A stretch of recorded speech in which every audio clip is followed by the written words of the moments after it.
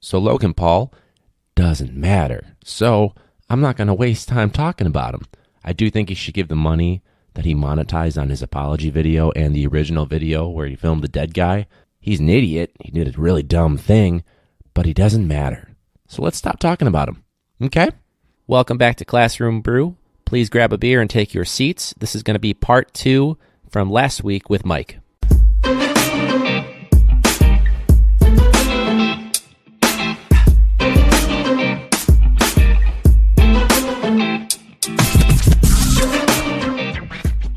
Welcome back to Classroom Brew. This is the two-parter, part 2 of 2 from Mike, who's current/former listener that reached out to us and wanted to be on. Current teacher teaching in Illinois still. Yeah. Suburbs. Barely. Barely. You got to give yourself more credit than that. No, I mean barely in Illinois where I'm at. Oh, I gotcha. But wanted to let you guys know about a campaign I'm taking part in called #2pods_a_day. Aims to introduce listeners to 2 independent podcasts every day. Promotion hopes to give visibility to some of the great indie podcasts that you probably haven't heard of. #2pods_a_day. Listen more, listen indie. Find more shows like mine, Classroom Brew, by following #2pods_a_day on Facebook and Twitter. We're going to be featured this month, January. No idea what week, what day, but we're going to be featured this month. Make sure you check us out. We're on iTunes, Podchaser. We just got on Stitcher. Also have social media everywhere. To be honest with you, you can just Google us, and then we'll be right there for you to whatever you want to look us up through, social media or streaming it. But we ended last week. For us, it was a couple minutes ago. But for you guys, it was a whole week, like a nice little cliffhanger for you. But we were just about to talk about Mike's first day, which he said was he didn't know how he survived it. So I'm going to let you kick us off with that. All right, so my first day, I show up, and I don't know anybody. I've introduced myself to 2 people around me. It took me a little while, but I figured out how to access my first day, I didn't even have email access yet. They hadn't given me a login or password. This is the first teaching job, right? Not like my first classroom, my first real classroom. And it was amazing to walk in. As much as of a wreck as my classroom was, the first 15 minutes I walked in and I just looked around and I said, man, this is my room. If it's just for this year, this is my room. And I immediately looked around and I went, oh God, what do I do?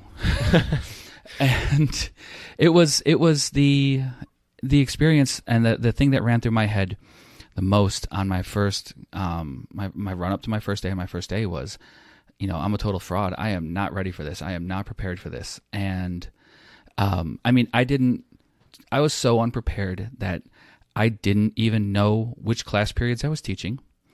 I didn't have a class list. I didn't know. I asked my students when they came in what grade they were. And right. I had that too, though. I didn't have access to anything. They still had the old teacher listed on my room and schedule and all that. Yeah, I had nothing. And my first day, I was like, okay, I can get through the first day by spending the entire first day talking about myself and the classroom rules. And I mean, at one point, I was vamping because I ran out of stuff to talk about in a 45-minute class period.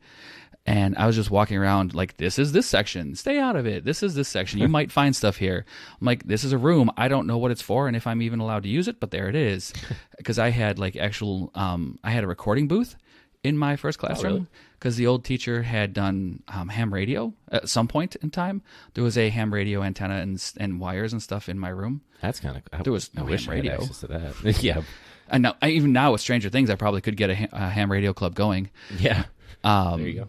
But and then I had another room that had a drill press and a bandsaw and a belt sander in it, and I didn't know what I was supposed to use those for.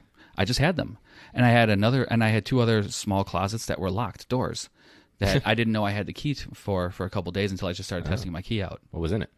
Turned out one was an electrical closet. Okay. And stay out. Yeah, stay out.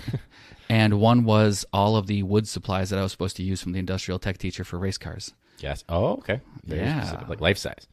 It was like downhill. Yeah, kind of. But it was CO2 racers. But yeah. Oh, like the ones on a table with the string in it.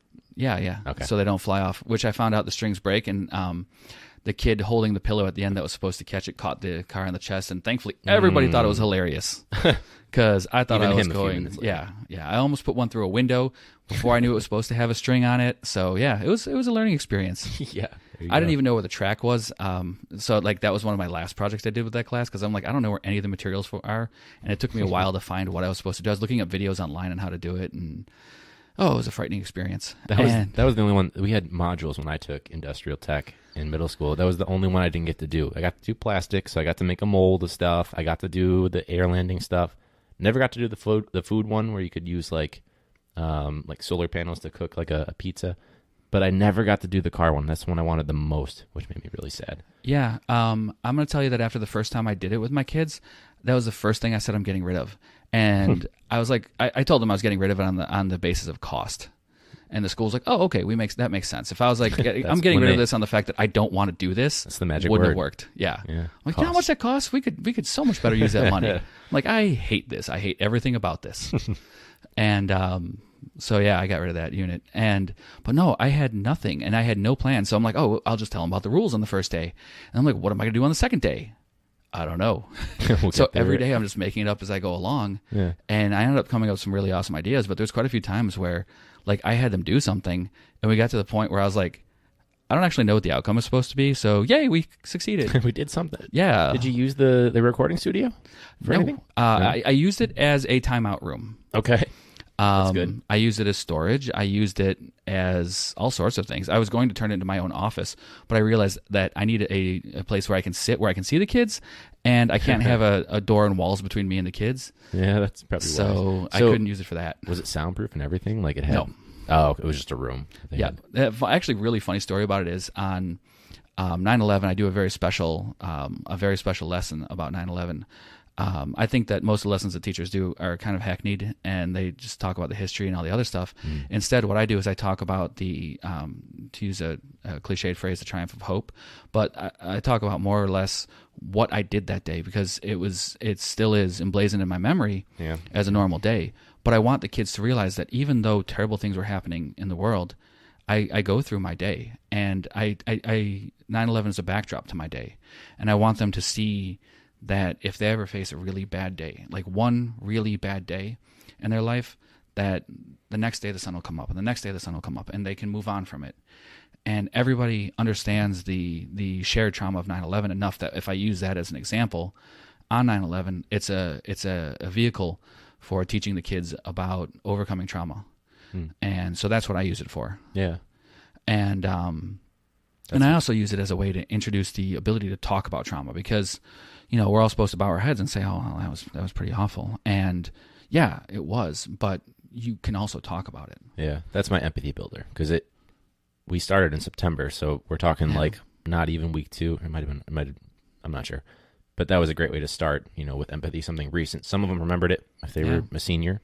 None of which is mine weird. anymore. I was the same middle school.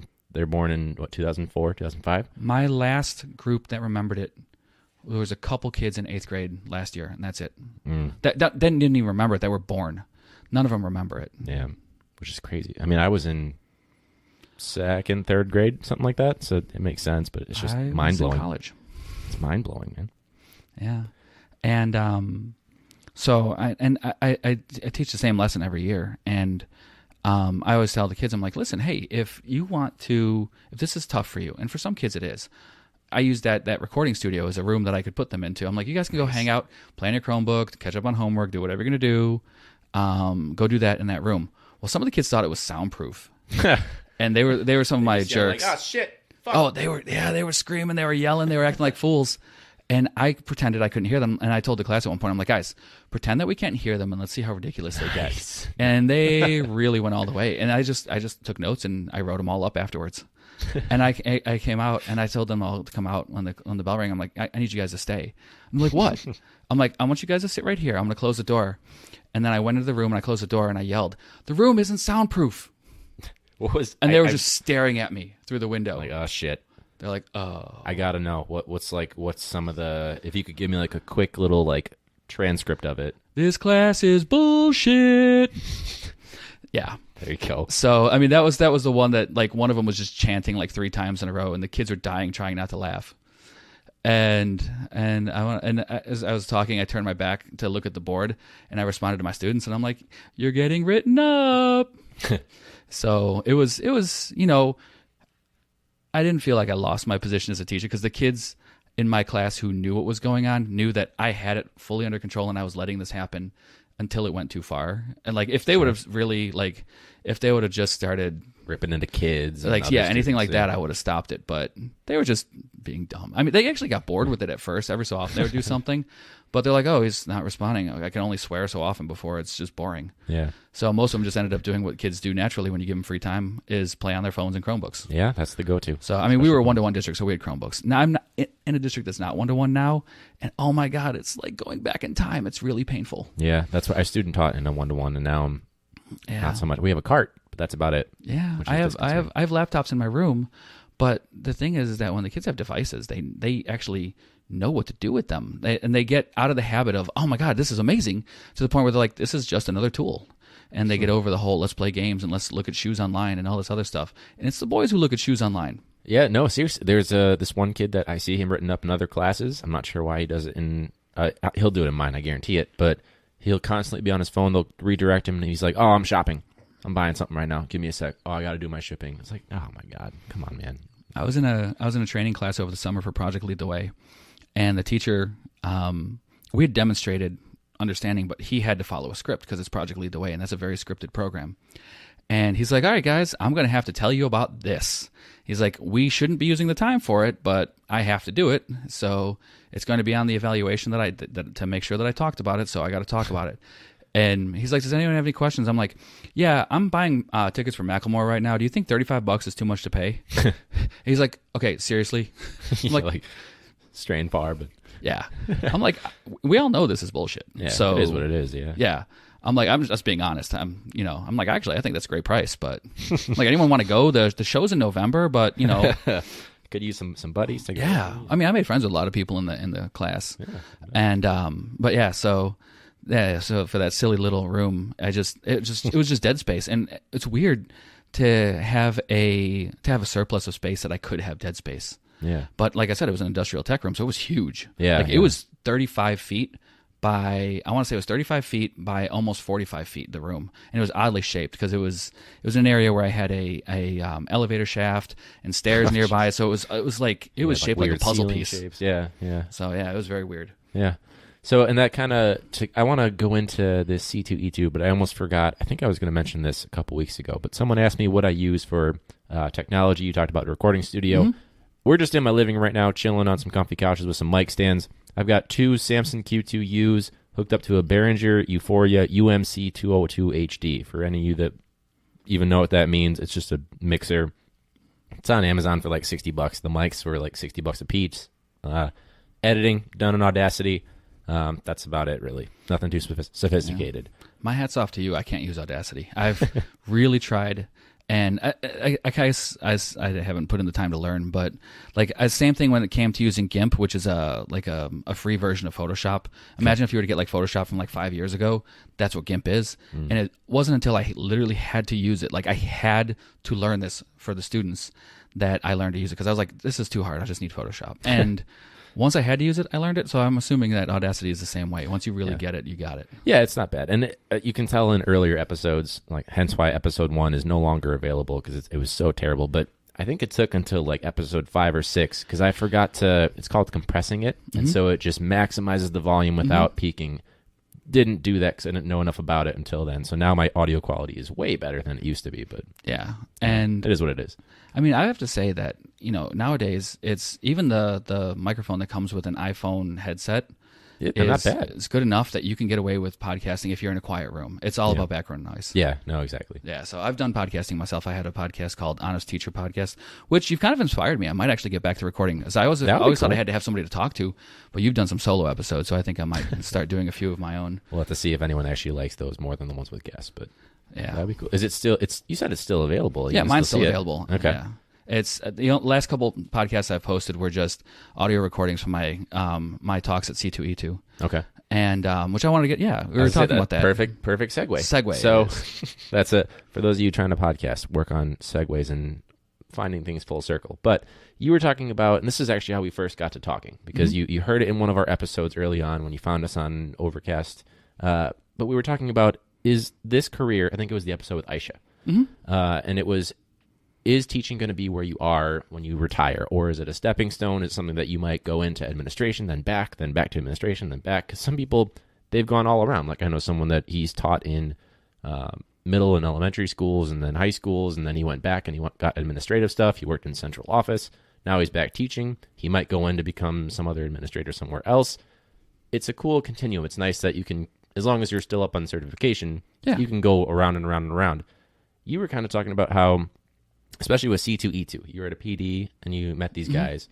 I'll let you explain what C2E2 stands for, but careers as a stepping stone, or maybe this is where we're going to be at the end. You were kind of the mind of?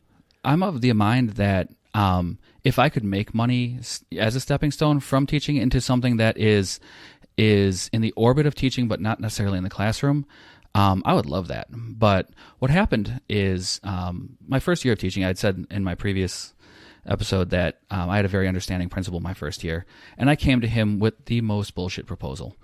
I said, I really want to go to Comic-Con in Chicago, which is Chicago Comic and Entertainment Expo. It's C2E2. It's in the spring. It moves around in months. I think this year it's in April.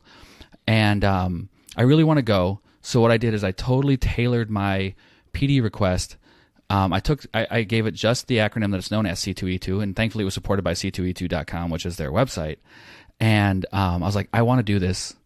And I looked on their website and I saw that some of the panels that they had were very education focused. I was like, awesome, this is totally going to support my idea. Because I was really willing to just pitch it as I'm going to go learn about like different, ways to introduce material and reading material. When I'm a STEM teacher, what do yes, everybody's a reading teacher, but in reality, what am I introducing in STEM that I really need to go to a PD for reading? Whatever. So I talked him into it. And so I go on this Friday, and I was amazed by the amount of educational content that was at a comic convention being presented by these teachers.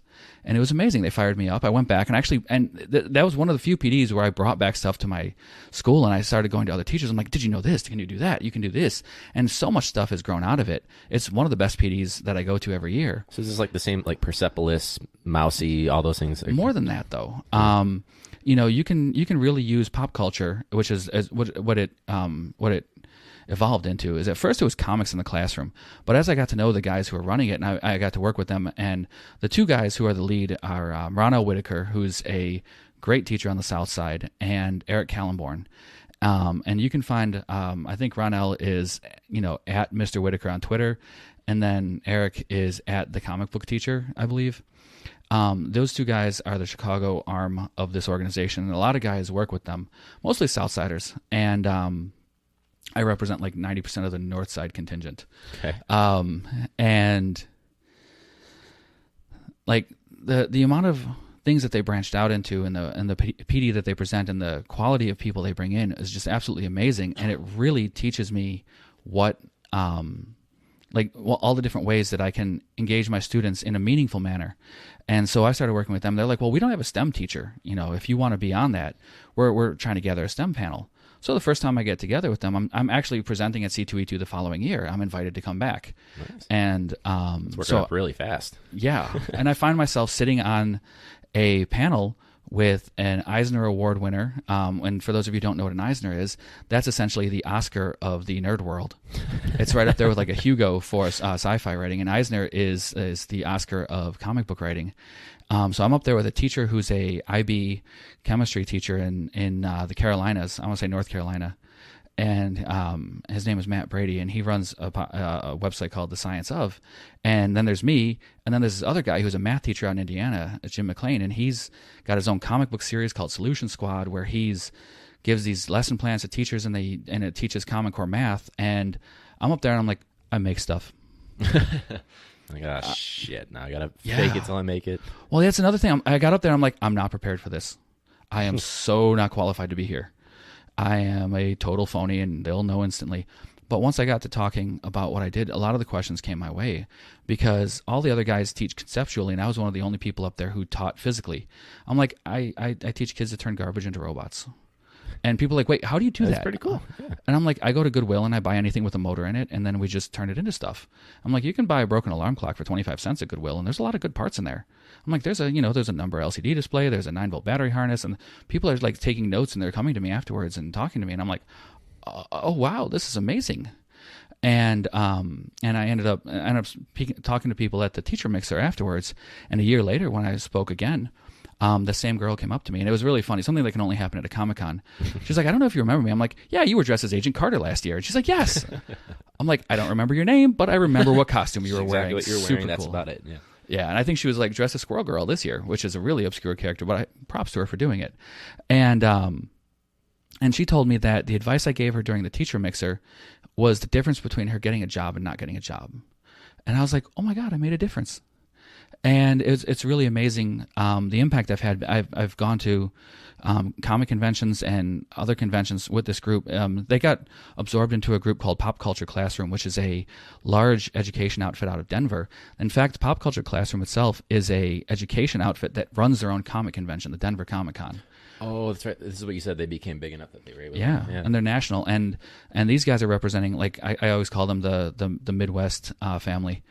And these guys are now running PD all over, and it's really an amazing thing to be a part of this program. And I was like, wow, I haven't gotten paid once to do this, and I've actually spent between food and travel and everything else, decent amounts of money to do this.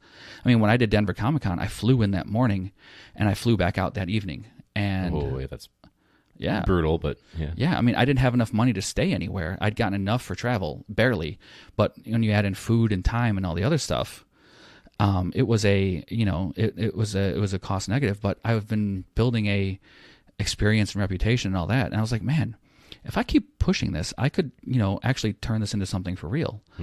And when I found out I got fired from my school after 3 years, I was like, I made a website, and I started, offering PD services to schools that wanted to learn how to set up a STEM lab or a 3D printer or any of those things. And I'm like, I'll even, I was willing to do it for free for people so that I could get a reputation of people saying, yeah, this guy's smart and he knows what he's talking about. You should pay him.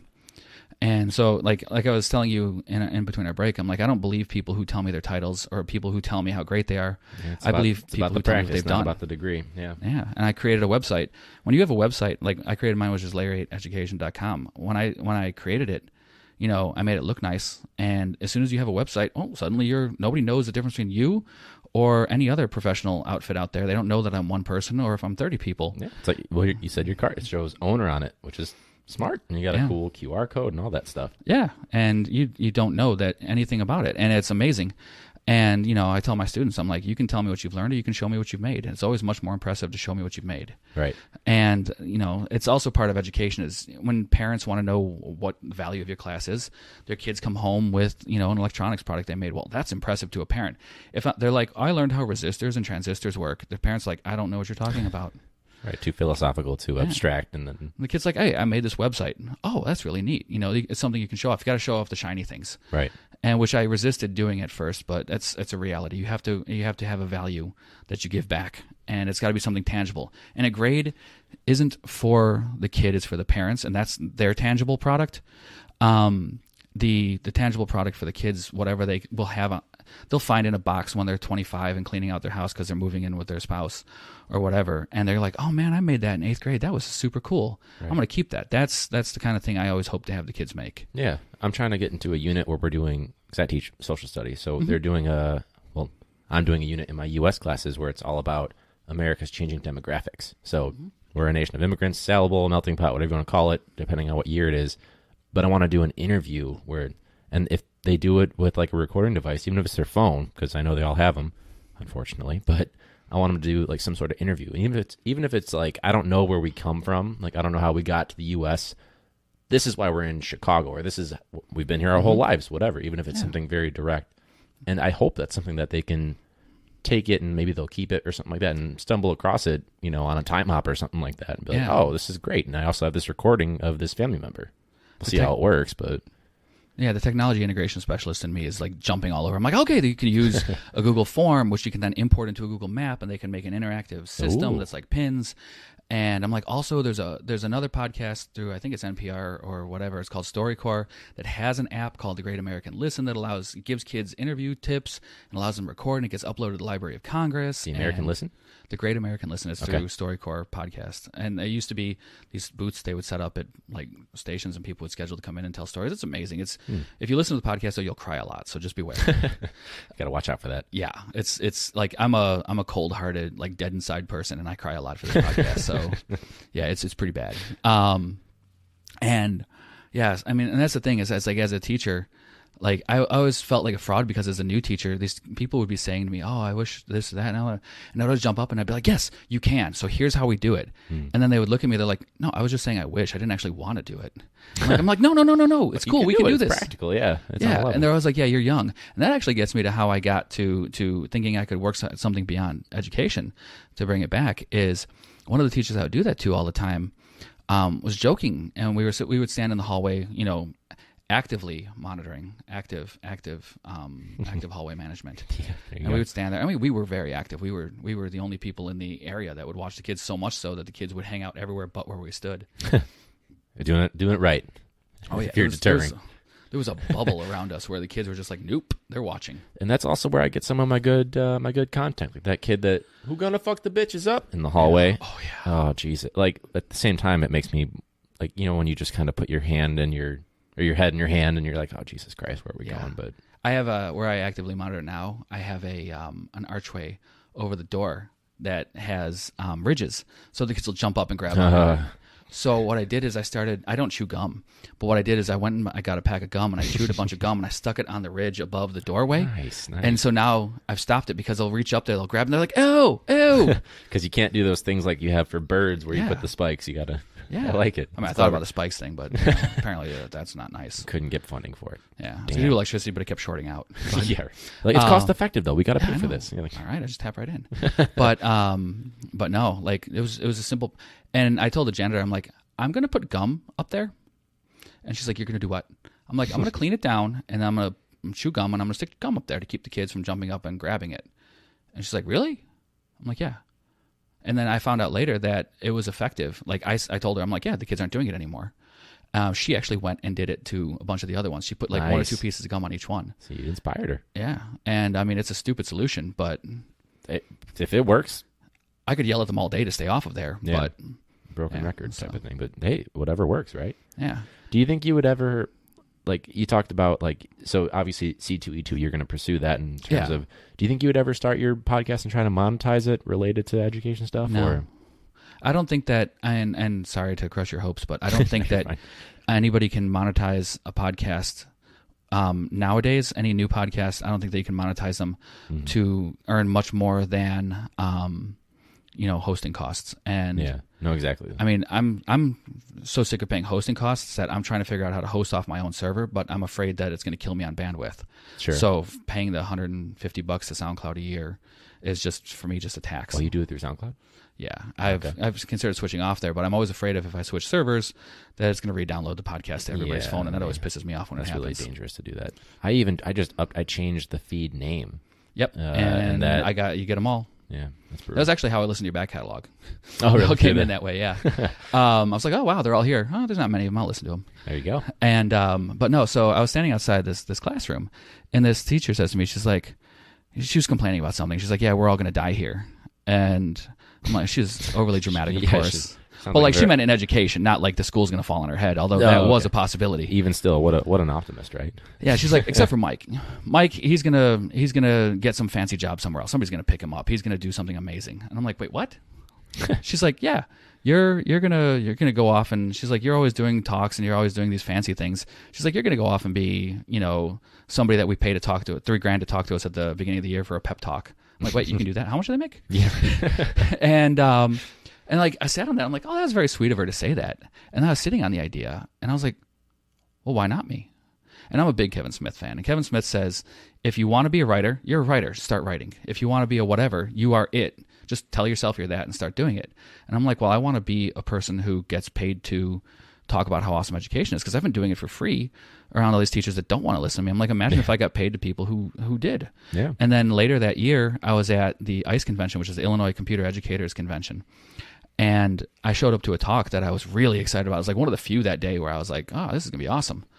And because I'm like, I really need to learn about this. Like, it was about like how to make more out of makey makeys and stuff like that, which are these stupid project boards. And I was like, I'm at a loss. I'm like, I can do the things that are in the example video, and I can't think of anything else. And I challenged the kids. I was like, hey guys, part of your unit for doing makey makeys is to come up with something that's not in an example, to come up with an entirely new way of using it. And they weren't good at it either. And I had a few good ones, but nothing I could really build off of. Sure. And so I was like, I can't wait to go to this talk at ICE. This person's going to give me so many good ideas. And I had like 2 others like that, and they were both bombs. So I get to the third one, I'm like, this person better be good. And I get there, and it's like 3 minutes after the talk's supposed to start, and I'm looking around, nobody's there. And I'm like, all right, so where this person's running late, no big deal. And then it's like 10 minutes after the talk's supposed to start, and I go to the back of the room, I'm like, this person didn't show up, did they? And the docent or whatever you'd call it, the person guiding it was like, yeah, we're trying to find him. I'm like, any objection to me just like asking questions to people until the person gets here? They're like, are you going to talk? I'm like, no. I don't have anything to say. I just want to ask people questions. And they're like, no, whatever. And so I got up there and I'm like, hey guys, so it looks like the person's not here and I am not your speaker. But my question is, what are you using in your classroom and how are you using it? What technology are you using in your classroom and how is it going? And I got answers back. I'm like, that's really cool. I'm like, I'm using this and it works that way. And so I opened up a dialogue. And the next thing I knew, the person in the back is holding up 3, telling me there's 3 minutes left in the time. I'm like, whoa. Well, the session's almost over, guys. Thanks for staying with me. We had a great talk. Yeah, you made it productive somehow, right? Yeah, and like most of the people stayed, and somebody actually went into the Google Doc for that talk and changed the presenter to my name and put my info on there, and I didn't even realize it.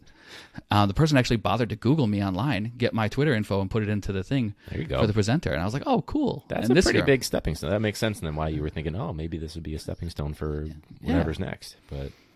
That's pretty cool. The thing is that most of you don't get paid for. Yeah. But I found out that people who have a lot of connections can turn themselves into a PD outfit where you go to schools and you give PD and they get a ton of money.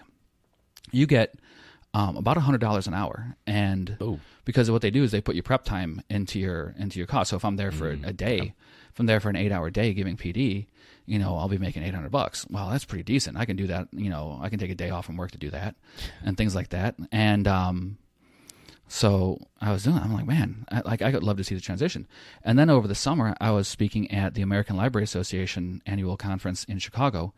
And I was so blessed to be on the stage with Jean Lewin Yang, who is the author of American Born Chinese.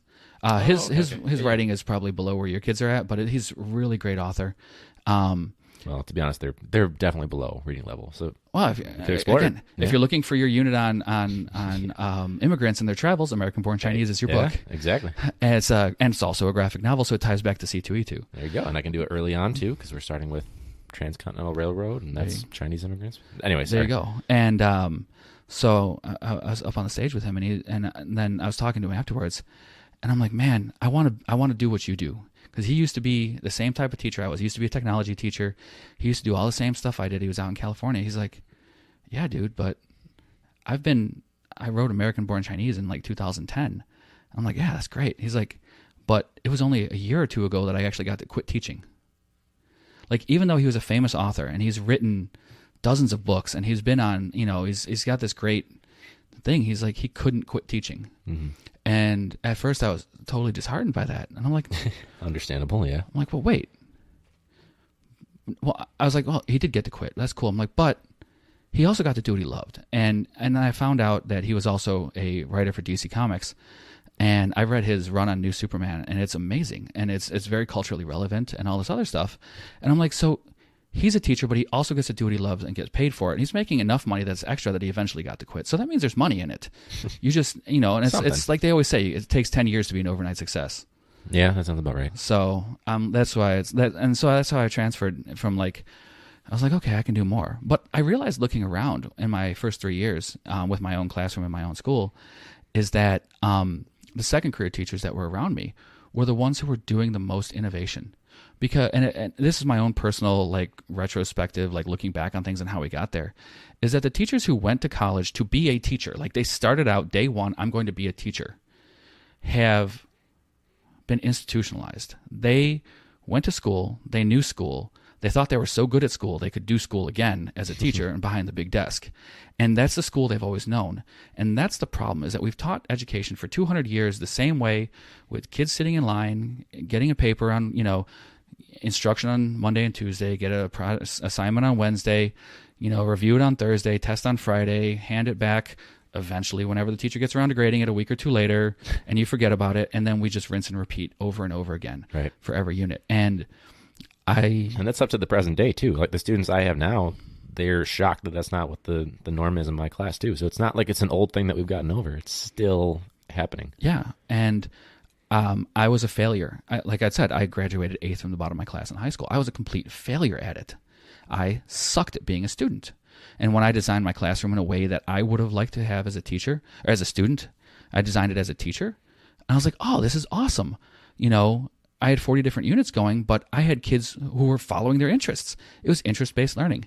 And I had students who would go beyond the lessons I was teaching in class, and they'd say, hey, this is cool, but you stopped there. Could I make more?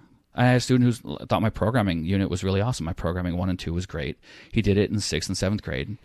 Or he did both units. He did the 1 and 2 in 6th grade in 1 quarter, which is actually meant to be done across 2 years.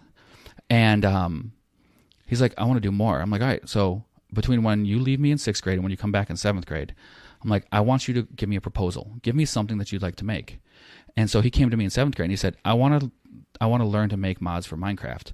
And the immediate, the teacher brain said, video games, this kid just wants to play video games in class.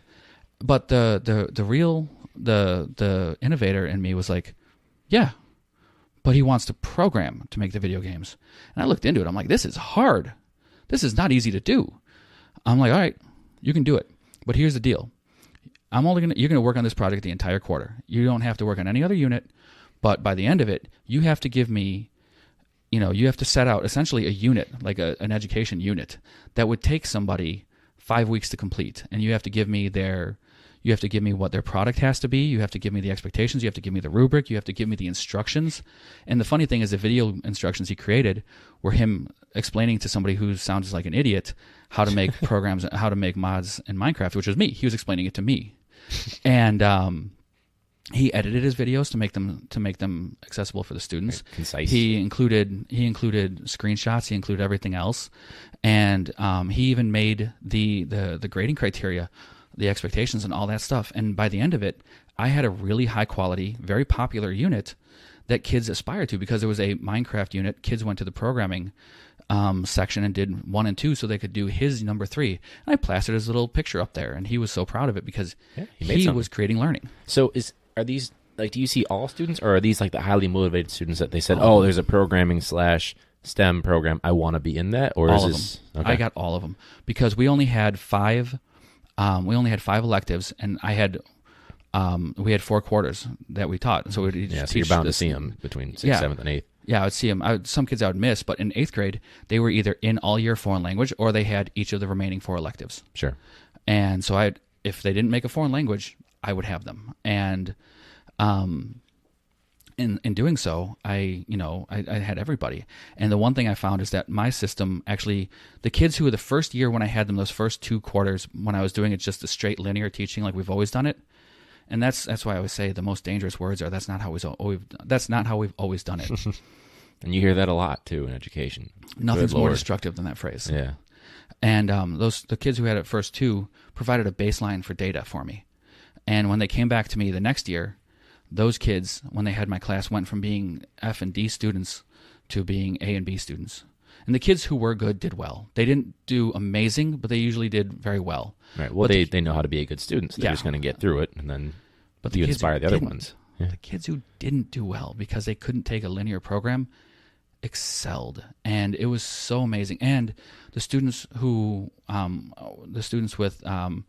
with mental differentiation had their own issues, and I had everybody in my class. I had emotional disorders, I had autistic students, I had all the different levels of types of students you could have that my school building had. I had them in my class. And by having a flexible system, it allowed me to differentiate expectations as well as levels of instruction for the students. Yeah. And it worked out amazing. And I saw improvement across the board, so much so that in my third year teaching it, my administrator didn't believe my grades because most of my students were A and B students until he came into my room and tested them on expectations of what they'd learn and found that they knew more than he did. And he was like, okay. That's good. He's like, I guess you, and he targeted, he knew which kids to go for that were fakers and the kids who were low grades elsewhere. And they held up to scrutiny. So it was a great program, but like I said, it was exhausting. And that's, I mean, where I'm at now. When I was let go, I was like, okay, I'm going to go into another STEM program. And it was difficult. I was willing to go anywhere. And I ended up, that's why you said you still teach in Illinois. I'm like, well, kind of. My school right now is like 1.3 miles from the border of Wisconsin.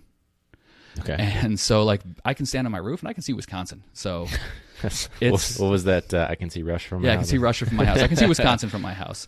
And so I teach there now, and they have a Project Lead the Way program, which I was like, oh, look, that's what I used to teach, but like organized. Somebody's already made the lessons for me. And it is and the problem I ran into is the same problem I've run into in the past. I taught the first trimester, because we do 3 trimesters instead of quarters. And I taught the first trimester exactly the way they wanted to teach me in a linear fashion, and it tanked. Yeah, I'm teaching this trimester exactly how I think the kids would like it, and we're excelling. So I have to be myself, and I think that any program where I'd be locked into, I would struggle to make it through a year in. As long as I have the flexibility to be myself. And some of the other teachers who are core teachers in my building are locked into a program where they have to do this lessons during this week, and they have to use this worksheet, and it's so locked in that, I mean, it's everything short of telling you, say this word and then smile at the end, and then they just pause and smile. That's how it feels sometimes, to be honest with you. Like I have a little more flexibility than that, but there are certain things I need to do. And some of it's good, to be honest, like reparations for the city of Chicago with John Burge. Yeah. Where he was torturing people, stuff like that. I like that unit, actually. Again. But there's other stuff I don't like as much as reparations that I still have to do. There's a large chapter in Ta-Nehisi Coates' book, We Were 8 Years in Power, about the different ideas of reparations and different ways reparations could be calculated, and the different ways it could be implemented, and the different ways that the term reparations has been used that you may want to look at for your students. Yeah.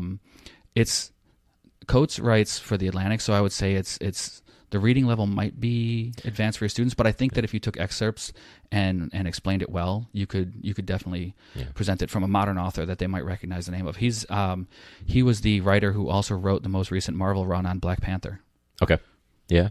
And I spend most of my time differentiating the readings anyways, and to be honest, there's times where I'll take a quote and rework it entirely, but as long as it gets the message across, right? But yeah that's something that I could look into. I'm trying to decide when I want to do that unit, but my editors right now are working on Midsummer Night's Dream. I'm like, what? I'm like, as an adult who's fairly literate, I struggle with that one. Shakespeare, it's tough. And I remember too, I had a teacher that he won't find this podcast. He's been retired for years, but his way of teaching Shakespeare was to make sure we had the right, like pace and tone, things like that. And so this was a first period class, and he just did audiobooks of it, and we had to follow along. And in theory, it sounds great, but we would have practices, 2-a-day practices sometimes during the school year. You're exhausted. And so don't get enough sleep, and then you're doing homework, and then when you finally get to school, you got to listen to some boring voice. It wasn't if it was James Earl Jones, sure, I'm in. Or full cast recording or something like that. Yeah, something like that. But it was one voice doing everything, boring voice. And I think he was just in the back. It was his last year before retiring. I think he was in the back just reading or doing something else. Maybe he was grading. I'm not sure. I fell asleep every playing time. On your phone. Yeah, exactly. I don't even know if he probably still had a flip phone. Although my dad has a flip phone. It's 2018. But I always fell asleep because Shakespeare's hard, let alone if it's something you can't engage with and there isn't that effort from the teacher. So yeah, I have a deep love of Shakespeare, and I've always struggled with Midsummer Night's Dream. I get it, I understand it, but it is such a layered story. Yeah. And then I introduced my students to No Fear Shakespeare, which is it translates all the Shakespeare plays into modern parlance. Tom Hanks was part of that effort, right? Like he was one of the people that was trying to promote it because he's big on. I have no idea, but I know that it's great. And my students were like, they just fell out of their chairs with excitement when they saw it. And then I got yelled at because I was dumbing it down. I'm like, I'm not dumbing it down. You're not raising it up. And which is never the right tone to take with somebody when they're already mad at you. As little waves as possible. But if you got to advocate for that's the only time I will ever, I usually stay in my room and try to, as a first year teacher, just stay out of the way. I know I've got other experience, but no one's going to recognize that. So I try to stay out of the way and do my thing. But if it's something that's going to negatively impact the students, that's when I'm going to raise my voice. Yeah. You kind of have to. Yeah, you're still at your first school, your first classroom. Having changed schools, I got to tell you, it's rough. And this is something we talked about, is that, I went from having a one-to-one classroom to now I have computers, and now they, but they don't all the time, and they act weird. And the focus of the district changing. The thing you don't realize when you change districts is when you were new, you were really eager to learn all the idiosyncrasies of the district. When it was your first classroom, you wanted to know how to be the teacher in that building. But when you get into your second or third school, you get in there and you're like, oh man, we used to do it this way. And you can't think like that because, you're the new guy. You have to adapt to their system. And everyone's like, oh yeah, you're an experienced teacher. You know what to do. Nobody told me what to do. Like, I had so many times where I was like, I don't know what's going on. And it was really rough to go to a new school. Yeah. And then I have so many of my own personal idiosyncrasies that this new school has broken in me. I'm a big info security person. This is my horror story, because you said, you have a good horror story. Yes, this is it right here. I am an info security nut. In fact, I am the team coach for the Cyber Patriot team in my building, which is a national program teaching students cybersecurity skills, and they're learning defensive security, and it's a really great program through the Air Force. And so, obviously, I don't joke around when I take information security seriously. In schools, we should, because we have all of the information, home address, social security number, everything for these kids who haven't established IDs yet. They are a criminal's dream for what they want, for the information they want to steal. There's a repository of it. And there's a school district in the northwest suburbs of McHenry who last year had a spear phishing attack where somebody sent all the secretaries an email pretending to be somebody within the district, requesting the database copy of all the student information. And one of the secretaries exfiltrated it without a question. Swoop. Jesus. So all the student information is compromised. Oh my God. And it was public, and it was a real small piece in the paper, and nobody said anything about it. And I saw it, and I just about fell out of my chair. So it's very serious, because these are kids who don't have a driver's license picture on file. And you can get with them, you can get a birth certificate by mail. And so with a lot of those things, you have to be concerned about what kind of information. And we have FERPA and we have COPA, which is supposed to keep student privacy. Well, my district is not following any of those rules. We had pep talk presenters who were taking pictures of the entire gym assembly of all the students. Like, I'm putting this up on Instagram right now. I'm like, Some of those kids are no pictures. Oh my God. Oh yeah, you've just violated federal law. Cool. And my administration's smiling in the background. Awesome. Oh God, we broke so many laws. That's cringeworthy. Yeah. Well, then there's even teachers on Instagram that are better. Like, they'll put an emoji over the face, and they know it. How do these higher up people that should know it because they actually have access to that not be aware of what they should be doing? And I pointed it out to them, and they're like, "Oh, it's not a big deal. Nobody will see it." No, but nobody will see it. Nobody will see it. I'm like, as an InfoSec person, I can tell you that somebody who wants to will find it, and that's not good. And so I get super nervous about that stuff, and I don't want to be the person as a new guy who's pointing out all the things you're doing wrong, because then you're just a jerk, and nobody likes you. And I already hide in my room, so everyone thinks I'm a weirdo to begin with. And so then one day I get an email, and it's like, yeah, here's this program that we use, and here's your login information. And I open up the PDF, and it is a master list of all the usernames and passwords. Not just for that email, just for that program we had to use as teachers, but my school provides you your password and doesn't allow you to change it. And they have one of the biggest sins in InfoSec is what's called password reuse. So we use the same login and password for everything, for our email, for accessing the network, for accessing grade books. So you get popped once as a teacher, everything's accessible. That's just one teacher. This is an unencrypted, unpassword protected PDF that could be on every system that includes the district's like homepage access and all that stuff. anybody who has malicious intent, including a teacher. Imagine if I have beef with a teacher and I just log into their computer and start sending, hate mail to people using their account. I can do it. And with having everybody's usernames and passwords, that was frightening to me. So I brought this to the attention of my principal. And this is I want to say in late September, and there was nothing mentioned. I'm like, okay. Well, I'm the new guy who's not going to make a big deal out of this. I think it's a terrible idea. And then just recently, it happened again. Someone's like, here's the updated list. It includes all the administration, all the teachers, all the everybody's passwords and logins. And they're all the default ones. And I'm looking at it, I'm like, okay, this is the second time it happened.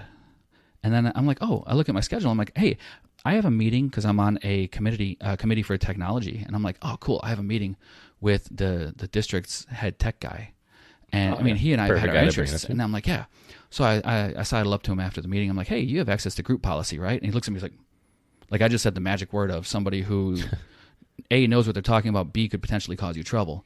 Because group policy is essentially like having the master key to all the technology accounts and everything. He's like, yeah. I'm like, can you force a password reset on everything? He's like, I can, but I won't. And so I show him the email and I forward it to him so he has a copy of it. And I'm like, okay, this is going to solve everything. We're going to get this taken care of because he knew how bad it was. Yeah. Turns out he's not allowed to change the passwords. The district likes it the way it is. And they're everything short of having them written down on a Post-it note next to the computer. So it's going to literally take some sort of crisis to finally get them to change. Yeah.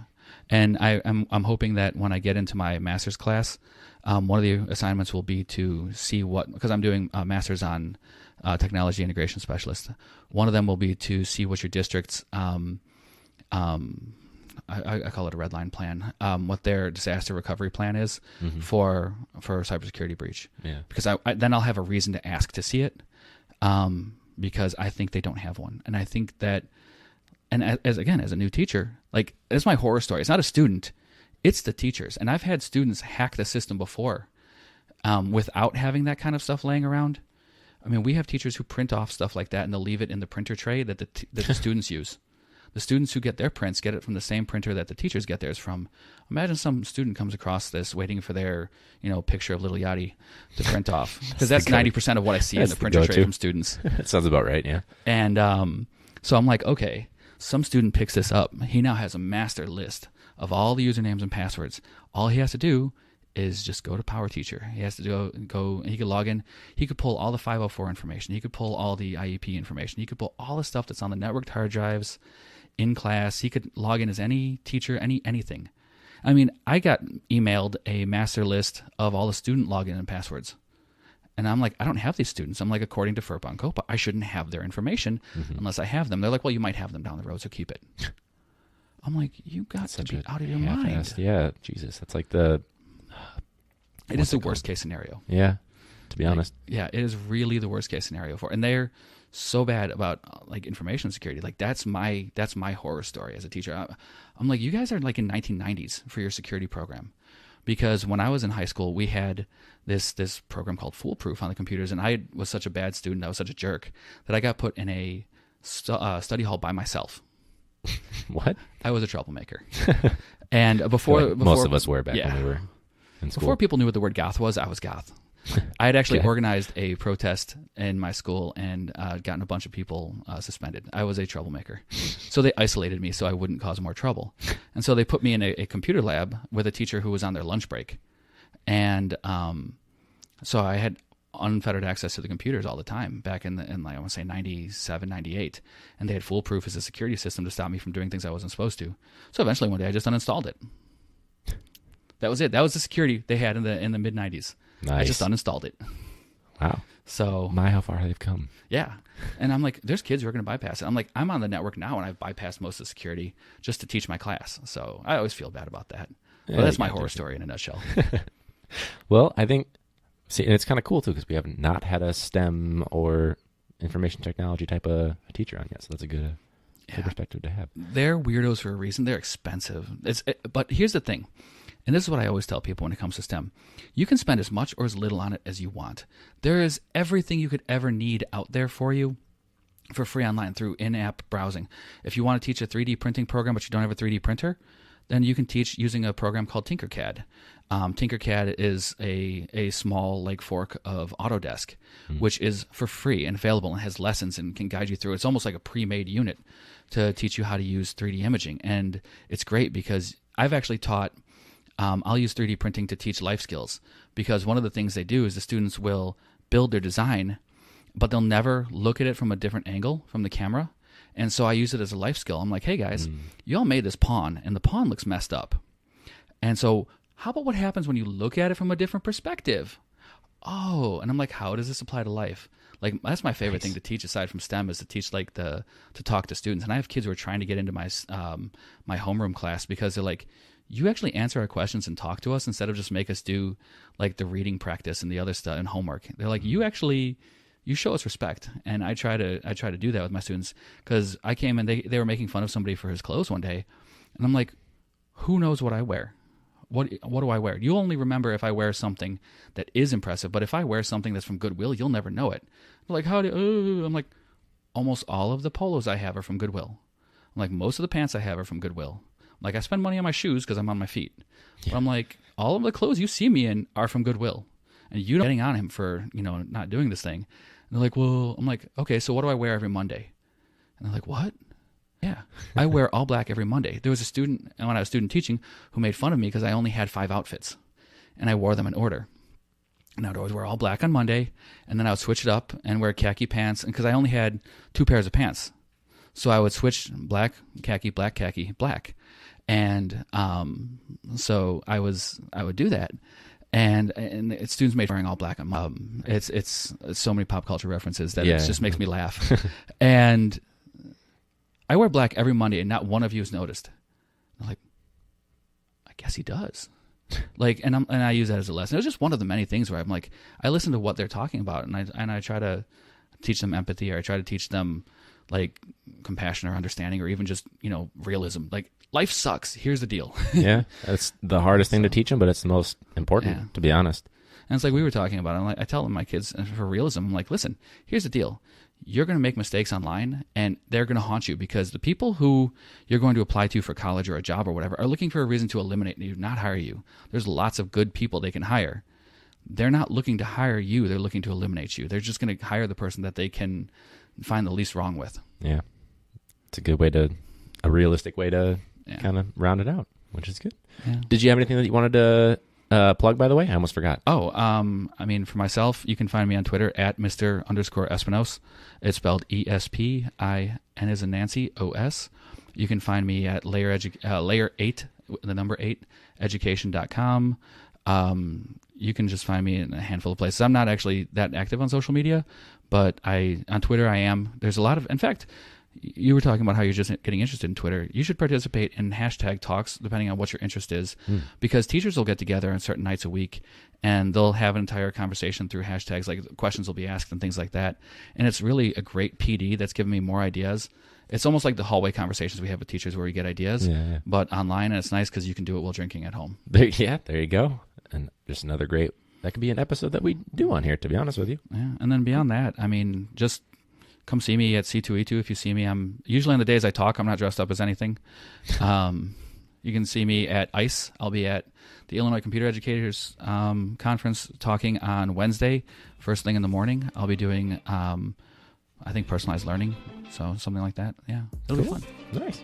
All right. Well, Mike, thank you for being on. You think you'd ever want to be on again, potentially? I'm always around. That'd be awesome. So this was episode 17. It was a 2-parter. This is part 2 of 2 of Classroom Brew. But again, thank you guys for listening. Make sure you guys are rating, reviewing, all that stuff. Check out that hashtag 2pods-a-day promo. Again, just Google us, but we've got an Instagram at Classroom Brew, Facebook.com/Classroom Brew. We're on Stitcher, iTunes, Podbean, Podchaser. I can't remember all of them, but thank you guys for listening.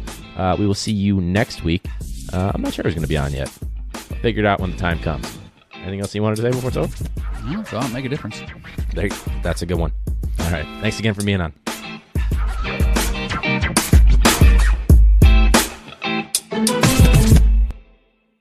Class dismissed.